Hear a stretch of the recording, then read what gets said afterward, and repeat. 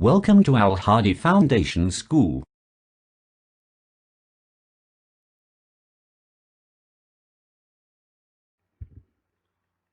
Assalamu alaikum dear students.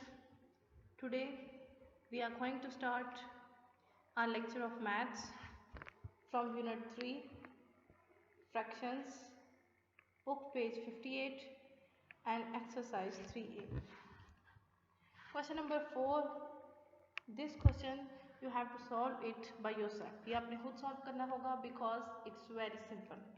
Next question number 5 हम start करते हैं and question 5 is write whether the following pairs of fractions are like or unlike. हमारे पास कुछ fractions के sets हैं, हमने ये check करना होगा कि वो फ्रैक्शंस लाइक हैं, लाइक फ्रैक्शंस हैं या अनलाइक फ्रैक्शंस हैं। हमने इससे पहले जो कॉन्सेप्ट्स पढ़े थे उसमें लाइक और अनलाइक फ्रैक्शंस का हमने कॉन्सेप्ट पढ़ा था। लाइक फ्रैक्शंस कौन सी होती हैं? जिनके डिनोमिनेटर सेम होते हैं, और अनलाइक फ्रैक्शंस जिनके डिनोमिनेटर डिफरेंट होते हैं। पार्ट ए इज 3/12 5/12 दोनों के डिनोमिनेटर सेम हैं, so obviously it's like fraction.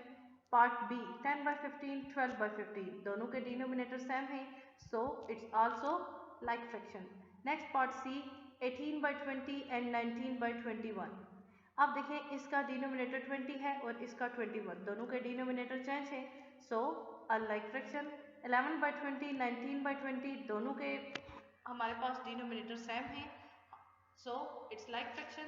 Next part E and part E is 6/15 and 8/14 दोनों के डिनोमिनेटर हमारे पास डिफरेंट है, so it is unlike fraction, क्योंकि एक का डिनोमिनेटर 15 है और दूसरे का 15 and 15 is not equal to 14। Next part F 4/9 and 4/11 दोनों के डिनोमिनेटर हमारे पास डिफरेंट है, न्यूमिनेटर तो सेम है बट हमने डिनोमिनेटर चेक करना है। डिनोमिनेटर दोनों के डिफरेंट है, सो ये लाइक फ्रैक्शन नहीं है, unlike fraction is answer. Question number 5 is completed.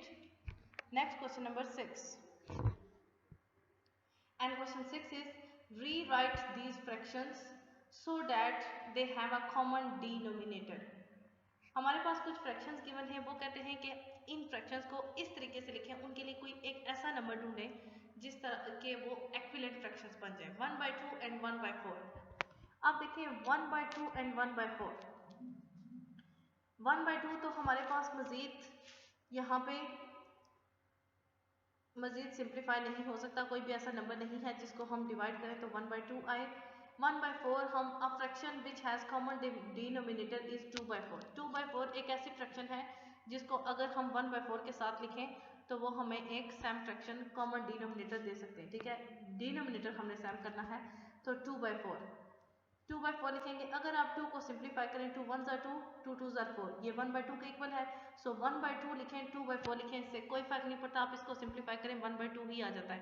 1/2 is equal to 2/4। Okay, 1/2 किसके इक्वल है? 2/4 के, सो हमने 1/2 की जगह क्या लिख लिया? 2/4। हिंट के तौर पर मैंने 1/2 is equal to 2/4। 2/4 is and 1/4 same denominator रखते हैं और दोनों इक्वल भी है।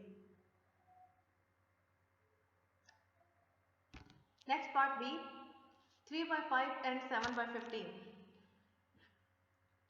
सॉल्यूशन में आप देखें 7/15 कोई भी ऐसा नंबर नहीं है जो 7/15 कोई ऐसा नंबर नहीं है जो इन दोनों को एट अ टाइम डिवाइड कर सके, because 7 is a prime number and it is divided only one और इटसेल्फ बाय इटसेल्फ। ओके, सो 3/5 के हमें एक ऐसा नंबर ढूंढना होगा जिनको हम डिवाइड करें, तो 3/5 अ fraction which has common denominator, एक ऐसी फ्रैक्शन जो कॉमन डिनोमिनेटर रखेगी किसके साथ? 15 के साथ, इज 9/15। 9/15 is equal to 3/15। इसको 3 से डिवाइड करें, 3 3 are 9, 3 5 are 15। सो अगर आप 9/15 3/5 की जगह 9/15 भी लिखते हैं तो इससे कोई फर्क नहीं पड़ेगा अपनी फ्रैक्शन पे, क्योंकि जब आप 9/15 को सिंप्लीफाई करेंगे तो 3/5 आ जाएगा। सो हम 3/5 की जगह क्या लिख लेंगे? 9/15 एंड 7/15 दोनों के डिनोमिनेटर सेम हो गए और ये दोनों लाइक फ्रैक्शंस बन गए।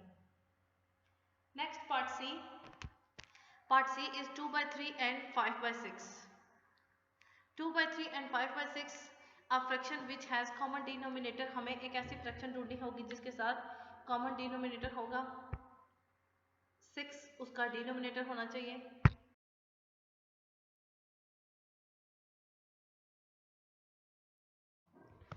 ये पेज नंबर 2 आपको एक्सप्लेन किया जा चुका है। पार्ट सी को यहाँ से कंटिन्यू करने के लिए आपको ये पेज अटैच करके दिया गया है। हमने इसके लिए यहाँ तक हमने देखा था हमारे पास 2 फ्रैक्शंस है 2/3 और 5/6। इनके लिए हमने common denominator means like fractions बनाना है। कैसे बनाएंगे? वो फ्रैक्शन कौन सी होगी? 4/6, क्योंकि 4/6 2/3 के इक्वल है। आप इसको 2 से डिवाइड करें, 2 2 4, 2 3 6। इट मीन्स अगर आप 4/6 लिखें या 2/3 लिखें एक ही बात है, इससे आपको कोई फर्क नहीं पड़ता। सो 4/6 एंड 5/6। हमने 2/3 की जगह 4/6 लिखा, 4/6 की जगह हम 2/3 लिख सकते हैं, क्योंकि इसको सिंप्लीफाई करें तो 2/3 ही आता है। Next part D. Part D is 1/18 and 1/6. Solution is 1/18 and 1/6. A fraction which has common denominator is 3/6. 1/18 की जगह हमने क्या लिखा? 3/6. 1/18 is equal to 3/6. क्योंकि 3 1s are 3 and 3 6 are 18. Okay, so हम 3/6 लिख सकते हैं 1/18 की जगह common denominator बनाने के लिए. So 3/6 and 1/6. 1/18 की जगह मैंने लिख लिया 3/6. आप इसको 1/18 भी इसकी जगह लिख सकते हैं, ये एक्विलेंट फ्रैक्शन से। ओके, नेक्स्ट है हमारे पास पार्ट ई 3/10 एंड 3/4। आप इसके लिए आपको दोनों चेंज करने पड़ेंगे। ओके, क्योंकि 3/4 के लिए आपको अगर मिलता है 9/12 तो यहाँ पे आपको वो इसके लिए भी आपको एक फाइंड करना पड़ेगा, क्योंकि तब भी 10 12 और 10 दोनों तरफ नहीं आएगा। सो हमें इसके लिए दोनों के लिए हमें ऐसी वैल्यूज ढूंढनी होंगी जिसके से हम लाइक फ्रैक्शंस बना सकें। अब fraction which have common denominator, हमने एक ऐसी फ्रैक्शन बनानी है जिसके लिए हमें कॉमन डिनोमिनेटर क्या होगा, वो 6/20 एंड 15/20। हमने ये दो नंबर्स लिए। अब अगर आप इन दोनों का डिनोमिनेटर क्या है 20, ये इक्वल है। अगर आप 6/20 को 2 3s are 6, 2 10s are 20, 6/20 की जगह 3/10 की जगह हम 6/20 लिख सकते हैं, क्योंकि दोनों इक्वल हैं। Next 15/20, 5 3s are 15, 5 4s are 20।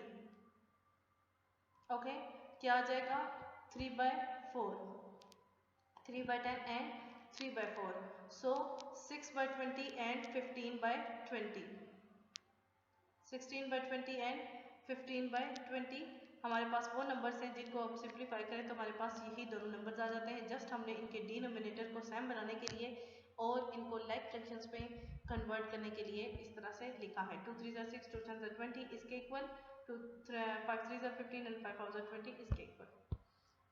This question is completed.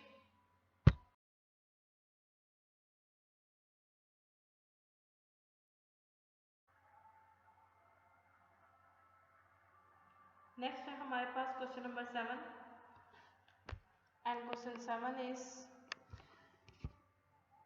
rewrite these pairs of fractions so that they have a common denominator,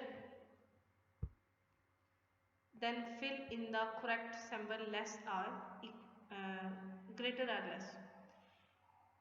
हमने वो कहते हैं कि इन पेयर्स को फ्रैक्शंस को इस तरह से लिखें उनके कॉमन डिनोमिनेटर हों एंड देन उनको आप लेस और ग्रेटर की तरह मीन्स आपने इन फ्रैक्शंस को लेस और ग्रेटर साइंस में बताना है, क्योंकि आपको यहाँ पे आपसे जस्ट यही पूछा गया है। Rewrite this pairs of fractions, in fractions को कॉमन डिनोमिनेटर में हमने प्रीवियस क्वेश्चंस में भी चेंज किया था। यहाँ हम इनको डायरेक्ट इनको बताएंगे कि दिस आर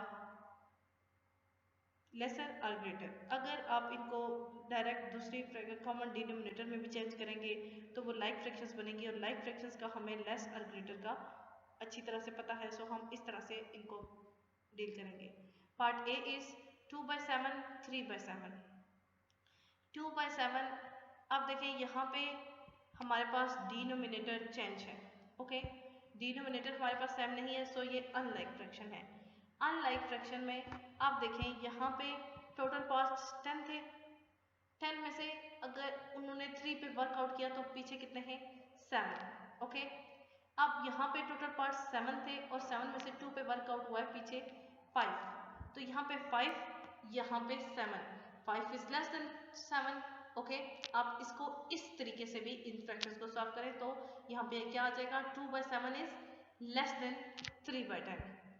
पार्ट बी आप 4/11 एंड 3/8, इसमें अब हमारे पास टोटल 11 पार्ट्स थे, ठीक है। 11 में से 4 पे हमने वर्कआउट किया, ओके। तो हमारे पास क्या है 7। 8 पार्ट्स थे, 8 पार्ट्स में से हमने 3 पे वर्कआउट किया, ओके। तो जब आपके पास डिनोमिनेटर सेम नहीं होता तो आप डिनोमिनेटर को चेक करते हैं, और जिस डिनोमिनेटर में हमारे पास जो डिनोमिनेटर ग्रेटर होता है वो फ्रैक्शन एक्चुअल में छोटी होती है, ठीक है। जब आपके पास लाइक फ्रैक्शन नहीं होती, ओके, लाइक फ्रैक्शन आपके पास जब ना हो तो आप डिनोमिनेटर को चेक करते हैं, न्यूमिनेटर को छोड़ देते हैं, और डिनोमिनेटर में जो नंबर ग्रेटर होता है वो एक्चुअल में वो फ्रैक्शन छोटी होती है, ठीक है। जो बड़ा होता है नंबर वो फ्रैक्शन छोटी होती है। यहाँ पे ग्रेटर नंबर है 11 और ये फ्रैक्शन छोटी होगी, 4/11 is less then 3/8। 4/5 and 3/8, 4/5 and 3/8, अब ये भी अनलाइक फ्रैक्शन है। सो हमारे पास हम डिनोमिनेटर चेक करेंगे, और डिनोमिनेटर में जो हमारे पास ग्रेटर नंबर होगा वो फ्रैक्शन छोटी होगी, क्योंकि हम न्यूमिनेटर की नहीं डिनोमिनेटर की बात करें। जब हम न्यूमिनेटर की बात करते हैं तो न्यूमिनेटर में जो वैल्यू ग्रेटर होती है, जब हमारे पास डिनोमिनेटर सेम होता है, लाइक फ्रैक्शंस की बात होती है, तो सेम न्यूमिनेटर में हम सेम जब न्यूमिनेटर की बात करते हैं तो जो वैल्यू ग्रेटर होती है वो हमारे पास फ्रैक्शन भी बड़ी होती है। लेकिन ये हमारे पास अनलाइक फ्रैक्शन की बात हो रही है, और अनलाइक फ्रैक्शन में हम डिनोमिनेटर को चेक करते हैं, और डिनोमिनेटर में जो वैल्यू ग्रेटर होती है वो फ्रैक्शन एक्चुअल में छोटी होती है। 4/5 3/8, यहाँ पे 8 ग्रेटर नंबर है एंड 5 छोटा नंबर है, और 5 जब छोटा नंबर है तो ये एक्चुअल में रियल में बड़ी फ्रैक्शन है। 4/5 is greater than 3/8। Next part D, part 9/14, 19/28, इसमें ग्रेटर नंबर क्या है 28, ठीक है।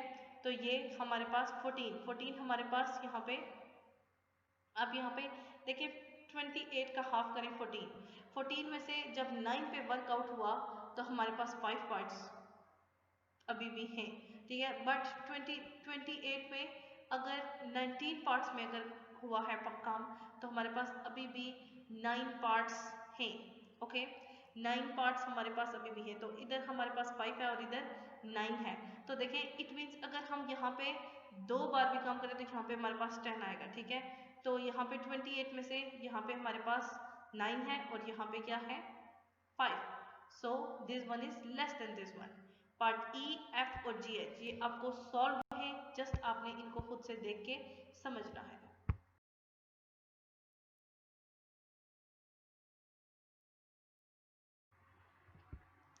नेक्स्ट है हमारे पास question number 8, and question is write the following fractions in ascending order.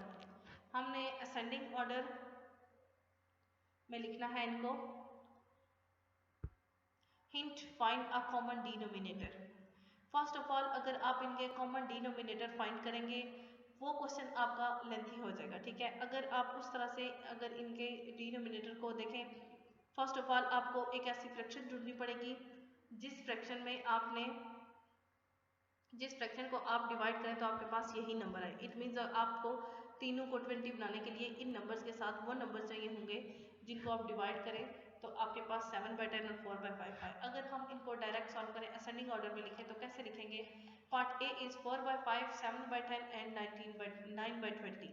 अब देखिए ये अनलाइक फ्रैक्शन से, अनलाइक फ्रैक्शंस पे हम डिनोमिनेटर देखते हैं, डिनोमिनेटर में जो वैल्यू सबसे बड़ी होती है वो एक्चुअल में सबसे छोटी होती है। तो सबसे छोटी कौन सी हुई यहाँ पे, सबसे बड़ा नंबर 20 है, सबसे छोटी फ्रैक्शन 9/20, उससे बड़ी 7/10 एंड सबसे बड़ी मोस्ट ग्रेटेस्ट फ्रैक्शन इज 4/5, क्योंकि इसमें डिनोमिनेटर सबसे छोटा है, ठीक है। ये इसकी शॉर्ट फॉर्म है इसको सॉल्व करने के लिए। Part B is 5/6, 4/9 and 13/8। Once again हमने इसको असेंडिंग ऑर्डर में लिखना है। सबसे छोटी फ्रैक्शन ढूंढने के, सबसे छोटी फ्रैक्शन अनलाइक फ्रैक्शन में ढूंढने के लिए आप ये चेक करें सबसे बड़ा डिनोमिनेटर किसका है, वो है 9। 4/9 सबसे छोटी, देन उससे हमारे पास बड़ा नंबर कौन सा होगा। अब 6 और 8 में से हमारे पास डिनोमिनेटर बड़ा कौन सा है 8, तो 8 6 ये फ्रैक्शन इससे छोटी होगी 13/, and the most greatest fraction is 5/6। सबसे बड़ी फ्रैक्शन 5/6 है क्योंकि इसका डिनोमिनेटर सबसे छोटा है, ओके। ये देखिए अगर आप उस तरह से करेंगे तो वो थोड़ा सा लेंथी मेथड हो जाएगा। पहले आपको फ्रैक्शन ढूंढनी होगी, देन आप उसको सिंपलीफाई करना होगा। ये इसका शॉर्ट मेथड है। आपने ये माइंड में रखना है कि अनलाइक फ्रैक्शंस अनलाइक फ्रैक्शंस में हम डिनोमिनेटर देखते हैं, जिसका डिनोमिनेटर में जिसका सबसे बड़ा डिनोमिनेटर होगा वो एक्चुअल में सबसे छोटी फ्रैक्शन होगी। Part C is 3/9, 5/6 and 2/3। Unlike fraction है सबसे बड़ा डिनोमिनेटर किसका है, 9 का, इसका। तो सबसे छोटी फ्रैक्शन कौन सी होगी, 3/9। अब इन दोनों में से यहाँ पे आएगा 5/6 और यहाँ पे आएगा 2/3। ओके, यहाँ पे देखें 5/6 और 2/3, इसमें से जो ग्रेटर न्यूमिनेटर है वो 6 है और यहाँ पे छोटा डिनोमिनेटर है 3। बट अगर आप 6 में से अगर आप 5 पार्ट्स पे वर्कआउट कर चुके हैं तो आपके पास अभी भी 1 लेफ्ट है। 3 में से अगर आप 2 पे काम कर चुके हैं तो 1 लेफ्ट है। ये दोनों आप इन दोनों में से कोई भी लिख सकते हैं, 2/3 और 5/6, ठीक है, दोनों सेंस में। अगर आप 5/6 और 2/3 भी लिख लेंगे तब भी इससे कोई फर्क नहीं पड़ेगा। 11/6, 5/8 एंड 3/4। अब अनलाइक फ्रैक्शन है सबसे बड़ा डिनोमिनेटर किसका है, दिस वन, 5/8 सबसे छोटी। अब 6 और 4 में से बड़ा डिनोमिनेटर कौन सा है, 6।